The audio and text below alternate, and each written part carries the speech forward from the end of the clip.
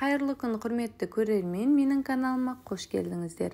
Бүгінгі ауызашарға осындай өте жеңіл әрі тез дайын болатын пирог жасайтын боламыз. Видеоның соңына дейін қарап, менімен бірге жасап көріңіздер. Ол үшін ең алдымен құрғақ ыдысымызға жұмыртқамызды және де қантымызды салып, жақсылап миксерлейміз. Біздің массамыз әппақ болып көпіріп көтерілгенше миксерлейтін боламыз. Жұмыртқаны салатын ыдысымыз міндетті түрде құрғақ болуы қажет, қыздар. Осылайша ұзағырақ миксерлейміз. Біздің массамыз көпіршіп әппақ болып шығады. Қыздар, жұмыртқалы массамызды миксерлеген кезде бірден үлкен көлемді жылдамдықпен миксерлемейміз. Жаймен ең баяу жылдамдықтан бастап үлкенге қарай көтере отырып миксерлейтін боламыз. Содан соң ерітілген сары майымызды құямыз және де айранымызды құйып кішкене миксерлейтін боламыз.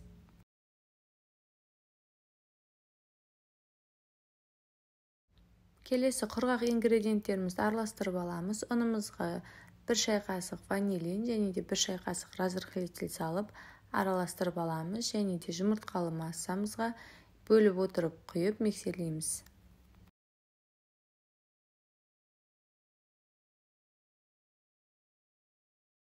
Қыздар, біздің жасап жатқан массамыз қоюлау болып кетсе де ештеңе етпейді, олай да бола береді. Немесе осылай орташа сұйықтықта болса да болады.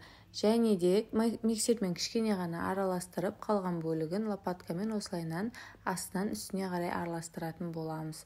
Пирогымызды осылай да пісіріп алсаңыздар, немесе арасына қалаған жемістеріңізді, немесе мен сияқты осындай шоколадты салып араластырып пісірсеңіздер де болады. Шоколадымызды турап салып араластырып аламыз. Шоколадты салғаннан соң да астынан үстіне қарай бір қалыпты біркелкі етіп араластырып шығамыз. Және де қалауыңыз бойынша бетіне неше түрлі жемістерді салсаңыздар болады. Формамызға құйып аламыз, қыздар. Формаға салғаннан соң осылайша қалаған жемістеріңізді салсаңыздар болады. Жеміс салған кезде сіздерде пирогтың бетіне көрініп шығып тұрған қаласаңыздар, сіздер пирогты кішкене қоюлау етіп жасасаңыз, бетіне көрініп тұратын болады. Сұйықтау болғандықтан біздікі арасына кіріп бетіне қатты шығып көрінбейді.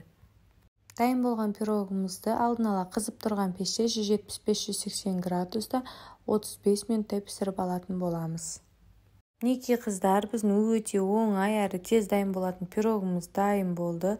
Қалауыңызша сәндесеңіздер болады. Бетіне сахарный пудра сеуіп қойсаңыздар, немесе шоколад жақсаңыздар да өте дәмді әрі керемет болып тұрады. Қыздар, бізде бұл пирогтың арасы ешқандай да құрғақ болып қалмайды. Осындай влажный болып тұрады. Және де мен мына жерде сразу ыстық күйінде көрсетіп жатырмын. Кішкене кепкеннен соң арасы керемет влажный болып тұрады.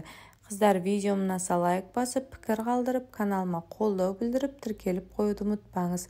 Баршаңызға ұстаған оразаларыңыз қабыл болсын.